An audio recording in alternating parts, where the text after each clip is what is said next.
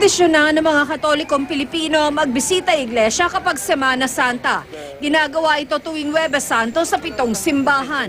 Nagsimula siya sa tradisyon ng mga nagpipilgrimage sa Holy Land na kung saan mayroong 7 mga simbahan o 7 mga lugar na tradisyonal na iniuugnay sa pagpapakasakit ng ating Panginoon. Hindi naman mali kung mahigit sa 7 simbahan ang puntahan. Ang iba, 14 na simbahan pa ang binibisita. Pwede naman daw kahit isang simbahan lang ang bisitahin at doon magdasal sa 14 na Stations of the Cross.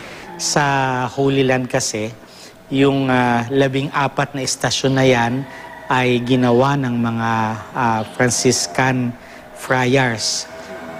Doon sa ayon sa tradisyon ay yung landas na nilakaran ni Jesus mula doon sa bahay ni Poncio Pilato hanggang doon sa makarating siya sa Kalbaryo. Yung bisita iglesia, hindi yan pamamasyal, kundi ito'y pamimintuho sa ating Panginoon na nag-aanyaya sa atin na samahan siya sa mga huling sandali ng paghahanda niya para sa kanyang pagpapakasakit. Ang ilan sa ating mga kababayan sinasamantala ang Semana Santa para makapagbakasyon. Pero paalala ng simbahan, ito ang pinakabanal na panahon sa buong taon. Kaya mahalagang isagawa ng mga Katoliko ang bisita iglesia na mahalagang tradisyon ng simbahan.